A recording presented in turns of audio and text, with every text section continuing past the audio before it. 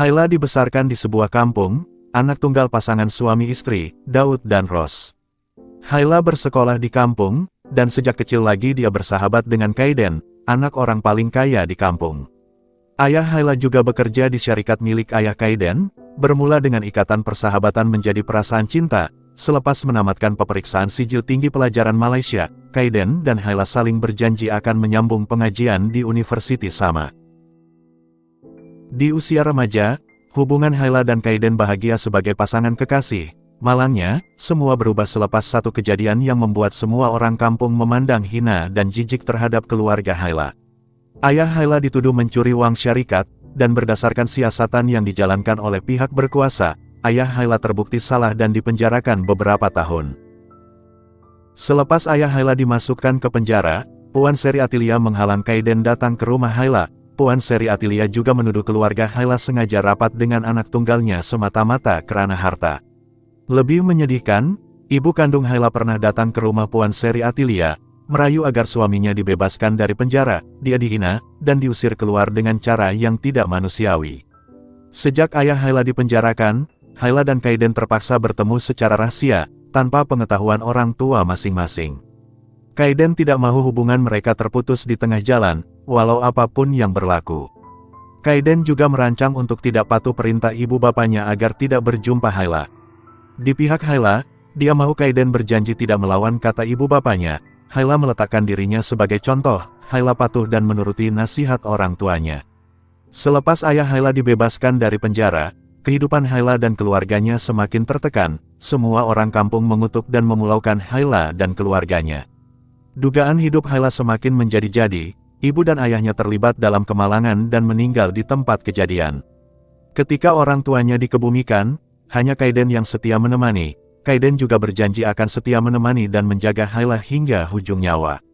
Malangnya, Kaiden tidak dapat menepati janjinya. Malam selepas orang tua Haila dikebumikan, ibu dan ayah Kaiden datang ke rumah Haila. Puan Seri Atilia mencaci orang tua Haila. Dia juga menuduh Haila sengaja minta Kaiden datang ke rumahnya untuk diperangkap. Konon katanya, Haila mau ditangkap khalwat bersama Kaiden, supaya mereka berkahwin dan masuk dalam keluarga Kaiden. Haila mau merosakkan nama baik keluarga Kaiden. Hinaan dan cacian Puan Seri Atilia buat Haila hilang sabar. Dia mengusir Kaiden dan ibu bapaknya. Semenjak hari itu terputuslah hubungan rapat Haila dan Kaiden. Kaiden tidak mampu mempertahankan hubungan bersama Haila, apalah daya dia sebagai seorang remaja yang baru berusia 19 tahun, sebaya dengan Haila. Kaiden tiada harta dan kekayaan untuk membawa Haila hidup bersamanya. Kehidupan Kaiden juga penuh dengan penderitaan dan penderahan emosi.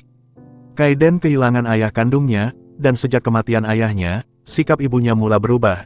Ibunya suka bertukar-tukar lelaki untuk memadu asmara. Ibunya juga membawa masuk lelaki ke dalam rumah untuk memadu kasih. Beberapa tahun berlalu, Haila berjaya mengharungi dugaan yang berlaku di usia remajanya. Tetapi ada yang tidak berubah. Haila masih seorang gadis yang jujur, lurus bendul dan mudah diperbodohkan.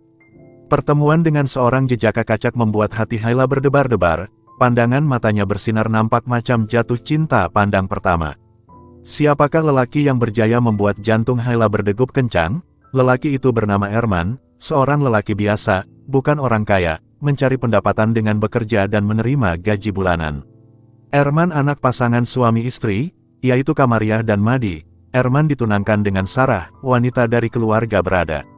Sebenarnya, Erman tidak menaruh perasaan cinta terhadap Sarah. Dia hanya mengikuti permintaan Kamariah. Keluarganya terhutang budi dengan keluarga Sarah. Walaupun tidak menaruh perasaan cinta pada Sarah, Erman merosakkan marwah Sarah. Mereka sering tidur bersama, walaupun belum berkahwin.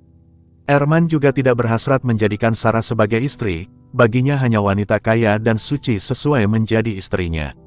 Pertemuannya dengan Haila mengubah pendirian Erman. Dia mau memutuskan ikatan pertunangan dengan Sarah, dan Sarah enggan putus. Dia mengaku sedang berbadan dua. Erman tidak percaya Sarah hamil, dan jika benar Sarah hamil, Erman tidak mengaku anak dalam kandungan wanita itu ialah benihnya. Erman berjaya menyingkirkan Sarah dari hidupnya. Erman mulakan misi memikat Haila, dan dalam waktu yang singkat Erman berjaya memikat Haila. Lebih mengejutkan, Haila dapat tahu Kaiden, bekas kekasihnya ialah kawan rapat Erman. Haila dan Kaiden bertemu ketika kereta Haila mengalami kerusakan, dan Erman minta bantuan Kaiden untuk menghantar Haila ke rumah. Pertemuan itu tidak mengubah situasi. Hayla tidak mau berbual dengan Kaiden. Dia sering mengelak ketika Kaiden coba mulakan perbualan. Pertemuan dengan Kaiden membuat Hayla teringat semula kisah silam yang menyakitkan. Teringat di saat Kaiden meninggalkannya sendirian di kampung selepas berjanji akan menemaninya sehingga akhir hayat. Kaiden tidak sedap hati ketika mendengar perkabaran Hayla menerima lamaran Erman untuk mendirikan rumah tangga. Kaiden tersepit antara rakan baiknya yang mengaku sudah berubah ke arah lebih baik selepas mengenali Hayla, dan tersepit mengenang episode cintanya terhadap Hayla yang benar-benar akan berakhir selepas Hayla disatukan bersama Erman. Pernah beberapa kali Kaiden coba mengungkapkan perangai sebenar Erman pada Hayla, tetapi Kaiden sadar Hayla sudah mabuk cinta. Tidak mungkin Hayla masih percaya kata-katanya selepas pernah meninggalkan wanita itu suatu ketika dulu. Kaiden merahasiakan hubungan cinta di masa lalunya bersama Hayla dari pengetahuan Erman. Kaiden agak terkilan selepas mendengar cerita. Hayla sanggup menggunakan namanya untuk membuat pinjaman pembelian rumah untuk Erman. Erman menjelaskan rumah itu dibeli Hayla sebagai hadiah perkawinan mereka. Hayla menjelaskan, dia tidak kisah membuat pinjaman demi Erman. Rumah itu akan menjadi milik mereka suatu hari nanti. Kaiden menasihati Hayla berhati-hati, jangan sampai dipergunakan Erman dan keluarganya, tetapi Hayla memang degil, dia tidak menghiraukan nasihat Kaiden. Selepas beberapa kejadian yang sebenarnya petanda Erman bukanlah lelaki yang sesuai untuk Hayla, ia tidak mampu menghalang perkawinan Erman dan Hayla. Erman berjaya merahasiakan kisah pertunangan dengan Sarah yang terputus di pertengahan jalan. Akhirnya, Hayla menjadi milik Erman seutuhnya. Dan apakah Hayla dan Erman bahagia selamanya? Jawabannya ialah tidak. Selepas bergelar pasangan suami istri, Erman menggunakan kuasa vetonya sebagai suami. Hayla terpaksa menuruti semua keinginan suami dan mentuanya. Erman pernah berjanji akan membuat bayaran bulanan rumah, tetapi Erman tidak menunaikan janjinya. Hayla terpaksa bekerja keras membayar rumah dan menanggung semua komitmen dalam rumah. Tambahan pula, Hayla tinggal di rumah sama dengan ibu bapa mentuanya, dan dia terpaksa menanggung semua keperluan rumah termasuklah komitmen mentuanya. Hayla juga tahu kisah pertunangan Erman dan Sarah. Erman berjaya mempengaruhi pikiran Hayla untuk percaya dengan setiap ayat yang terbit dari mulut suaminya. Hayla juga dipersalahkan ketika pengutip hutang memukul Erman. Erman menegaskan, dia tidak akan dipukul jika Hayla tidak berkira, dan mau membayarkan hutang lamanya. Bukan sahaja terpaksa bayar hutang suami, Hayla juga terpaksa berdepan dengan sikap mentua yang suka berpura-pura. Hayla dituduh tidak membantu membuat kerja rumah. Selain itu, Hayla terpaksa bertahan dengan sikap cemburu buta Erman. Pernah juga Hayla dipukul dituduh menggatal dengan lelaki lain. Sungguh malang nasib Hayla bersuamikan Erman. Kaiden yang mendengar cerita mengenai Hayla yang banyak berkorban demi kelangsungan hidup keluarga mentuanya, mula menasihati Hayla untuk pikirkan diri sendiri, jangan basirkan uang ringgit untuk kesenangan orang lain. Hayla enggan mendengar nasihat Kaiden, sebaliknya, dia menganggap sudah tanggung jawab seorang menantu membantu keluarga mentua yang sudah dianggap seperti keluarga kandung sendiri. Erman heran melihat Kaiden yang nampak agak rapat dengan Hayla. Dia sebenarnya cemburu, tetapi ketika Hayla menegaskan, dia dan Kaiden hanya kawan rapat sejak zaman kanak-kanak lagi, Erman berjaya mengawal perasaan cemburunya. Sejak berkahwin dengan Erman, kehidupan Hayla mula dikongkong. Hayla hanya dibenarkan keluar bekerja, dan pulang ke rumah selepas bekerja. Hayla dilarang berjumpa dengan kawan-kawan. Hayla juga wajib membantu ibu mentuanya melakukan pekerjaan rumah. Setiap hari selepas pulang dari kerja atau ketika hari cuti, Hayla akan buat semua kerja rumah seperti membasuh baju, mengemas rumah, memasak, membasuh pinggan dan mencuci kereta. Sampailah satu tahap, Hayla jatuh tidak sadarkan diri dan dimasukkan ke hospital. Berdasarkan penjelasan dokter, Hayla terlalu penat dan tidak cukup rehat, sebab itulah boleh tidak sadarkan diri. Tidak dapat dibayangkan penderitaan Hayla selepas berkahwin dengan Erman. Banyak berkorban cukupkan keperluan mentua, banyak habiskan duit untuk suami dan mentua, dan paling menyedihkan, Puan Kamaria tidak memberi layanan baik seperti menantu. Hayla dilayan seperti seorang bibik atau pembantu rumah. Sangat menyedihkan, Hayla terpaksa menanggung pinjaman rumah dan membayar bayaran bulanan kereta mewah milik Erman yang harganya hampir Rp1.000.000. Awal perkawinan, Erman nampak berubah. Perangai kaki perempuannya hilang seketika, tetapi setahun usia perkawinan bersama Hayla membuat Erman lupa diri. Erman mula curang di belakang Hayla. Dia berkenalan dengan seorang wanita dari keluarga kaya, yaitu Katrina. Awalnya Erman dan Katrina menjalin hubungan secara rahasia, tetapi lama-kelamaan Katrina mula meminta lebih. Dia mau menjadi istri Erman yang sah. Herman tidak mau lepaskan peluang, tidak mungkin dia mau melepaskan wanita kaya seperti Katrina, yang mampu memberikannya segala kemewahan. Herman bertentang empat mata dengan Hayla, minta keizinan untuk berkahwin lagi satu. Hayla tidak izinkan, dia tahu Herman tidak mampu, selama ini dia yang banyak mengeluarkan perbelanjaan rumah, dan jika kawin dua, Hayla tahu semakin bertambah beban yang perlu ditanggung. Lagipun, Hayla sebenarnya tidak mampu berkongsi suami dengan wanita lain, dia terlalu cintakan Herman sampai sanggup menelan semua penderitaan hidup bersama mentua. Hayla sempat lari rumah, Herman menuduh Hayla curang di belakangnya. Lebih menyedihkan, ibu mentuanya juga sokong keputusan Herman bernikah lain. Kononnya Herman mampu, tidak mungkin ibu mentuanya membantah keputusan Herman mau beristrikan anak orang kaya seperti Katrina.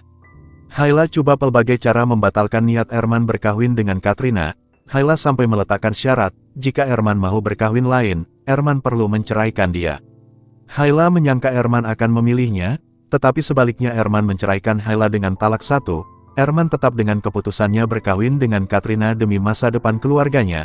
Bersama dengan Hayla tidak dapat memberikannya uang ringgit yang melimpah, dan Hayla akhirnya dibuang sia-sia selepas mengorbankan banyak uang untuk suami dan mentuanya. Selepas diceraikan suami, Hayla seperti hilang arah, dia tidak menyangka Herman sanggup melafazkan talak demi Katrina. Kaiden yang tahu Hayla sudah bercerai dengan Herman, mula mendekati wanita itu. Dia memberikan semangat agar Hayla tidak berputus asa meneruskan kehidupan dengan lebih baik. Walaupun ketika itu Kaiden ada masalah sendiri, ibunya mau menjodohkan dia dengan Dila, seorang wanita cantik dan sekufu, tetapi Kaiden tidak tertarik. Dila menggunakan pelbagai cara menggoda Kaiden, tetapi usahanya gagal. Kaiden tetap tidak bersetuju mau menjadi suaminya. Kaiden menganggap perangai Dila sama seperti ibunya yang tidak setia dan suka bertukar-tukar lelaki. Selepas 6 bulan berendam air mata, Hayla memikirkan cara untuk membuktikan dirinya sudah berjaya melupakan Herman. Dia mengajak Kaiden hadir ke majelis pertemuan rakan sekolah, dan berpura-pura menjadi teman lelakinya. Hayla mau buktikan pada bekas suaminya, yang dia benar-benar sudah melupakan lelaki itu, dan berjaya mendapat lelaki yang lebih baik dari Herman. Kaiden melamar Hayla menjadi istrinya. Mereka berkawin bukanlah atas dasar cinta, masing-masing ada tujuan yang ingin dicapai. Kaiden mau Hayla menjadi istrinya untuk mengelak rancangan ibunya menjodohkannya dengan mana-mana wanita, dan Hayla pula bersetuju untuk membuka mata Herman, membuktikan dia berjaya mulakan hidup baru tanpa Herman di sisi. Walaupun Hayla dan Kaiden berkahwin atas sebab-sebab tertentu, mereka tidak pernah membuat kontrak, mereka kawin secara sah. Selepas beberapa lama hidup sebagai pasangan suami istri, Hayla dan Kaiden mula sadar, perpisahan yang berlaku suatu ketika dulu, tidak pernah memadamkan perasaan cinta yang terpahat dalam hati masing-masing. Mereka mula menjalani kehidupan selayaknya pasangan suami istri, perasaan cinta semakin dalam, dan mula menerima kekurangan dan kelebihan masing-masing.